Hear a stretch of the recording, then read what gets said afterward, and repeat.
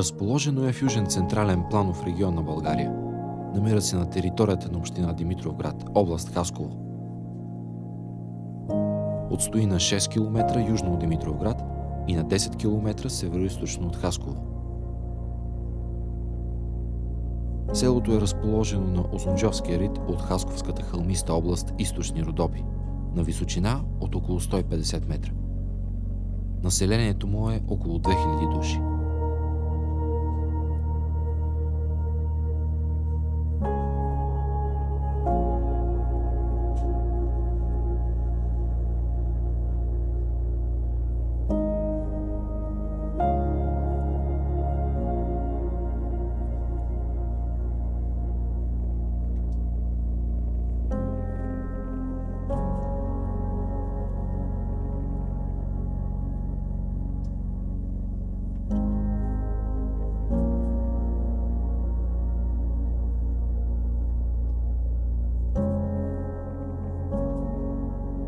И тук, както във всяко селище, хора се раждат, живеят и умират. Но кое го прави различно и уникално от другите селища на картата на България?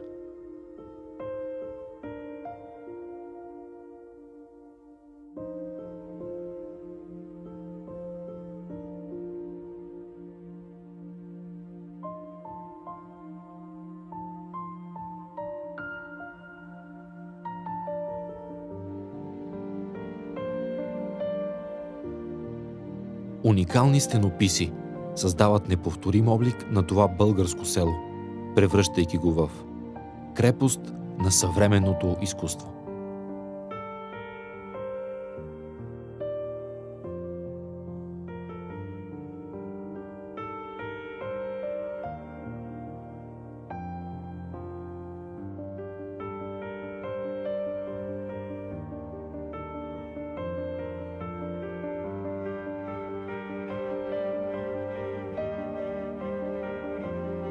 Димитровградското село крепост е единственото по рода си в България, защото представлява своеобразна галерия на открито.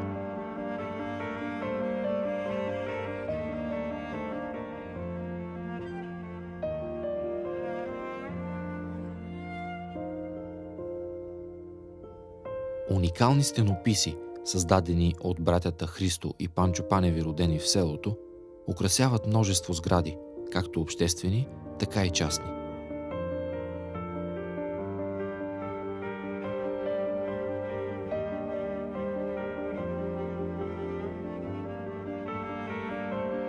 Затова и селото е известно като галерия на открито и жителите му справо се гордеят с множеството творби, изрисували сградите на кметството, на Народно читалище Селска пробуда, Основно училище Христо Ботев, православен храм Свети Константин и Елена, на параклиса Света Ана, на здравната служба, на аптеката.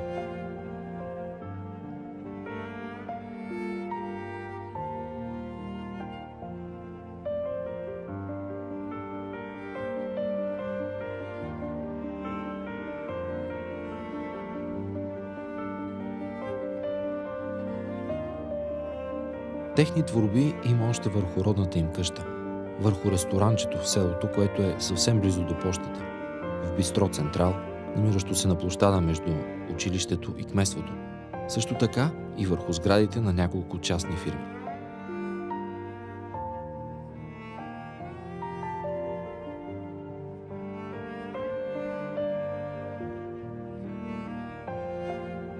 До 2015 година общия брой на създадените творби на двамата братя стигат до 48 броя.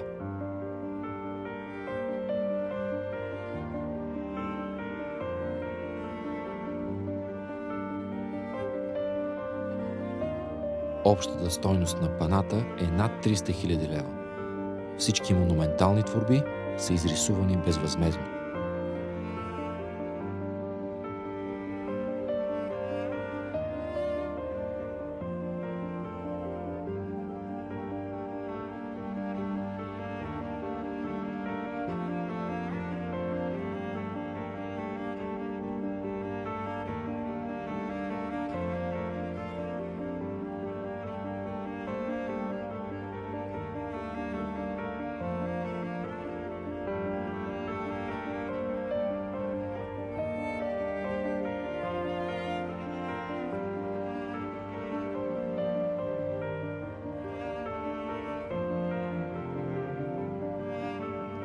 Няма да бъде прекалено нескромно дори, ако се потърси паралел между мащаба на делото на братя Паневи и това на възрожденските ни творци.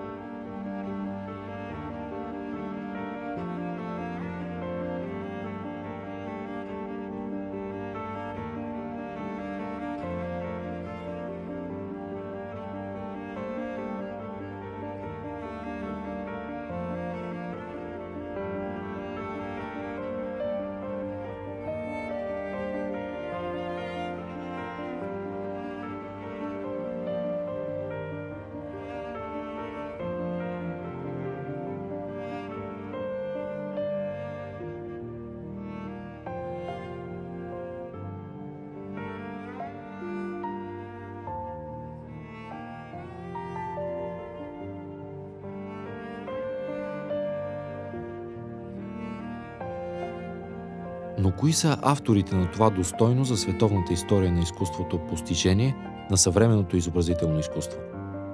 Автори на това съвременно възрожденско дело са родените в селото художници Христо и Панчо Паневи. Двамата братя създават първото си пано през далечната 1997 година, потикнати единствено от желанието си да дарят нещо стойностно и значимо народното си място. Начинанието им намира радушен прием в лицето на ръководството и самите жители на селото. И те не спират работата си вече 2 десетилетия, изграждайки уникално лице на това българско село.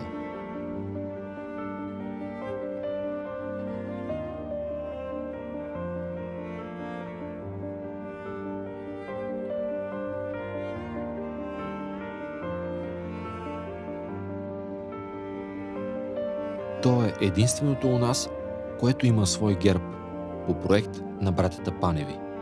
Емблемата във вид на пано краси фасадата на кметството. Освен значителния брой, внимание заслужава и високото професионално майсторство на изпълнението, както и необикновената изразност на монументалните творби. Паната са изработени в техника с графито и сухо фреско, които са трудоемки и изискват изключителни майсторски умения и са едни от най-трайните монументални украси за външна фасада. Христо Панев е сред най-известните имена на българското съвременно изкуство. Освен живопис, работи и в областта на графиката, илюстрацията, оформлението на книги и монументалните изкуства. Живописта му е експресивна, с богата цветова гама, жанрово и тематично разнообразие. Тя е повлияна от българската икона и най-вече от българската фрескова живопис. Десетки са изложбите му както в страната, така и в чужбина. Христо Панев е лауреат на много наши и международни награди. През 2013 година е приет за почетен член на Руската държавна академия по изкуствата. Панчо Панев е завършил специалност графика в Художествената академия в София. В работата си използва всички графични техники – гравюра, дърворезба и литография. Изографисва български икони и излива душата си в акварели. Негови творби са собственост на Националната художествена галерия, Софийската художествена галерия и много други галерии в страната и зад граница. Има десетки самостоятелни изложби у нас и в чужбина. Носител е на наградата Мечът на Румфея за най-добра изложба за 2009 година.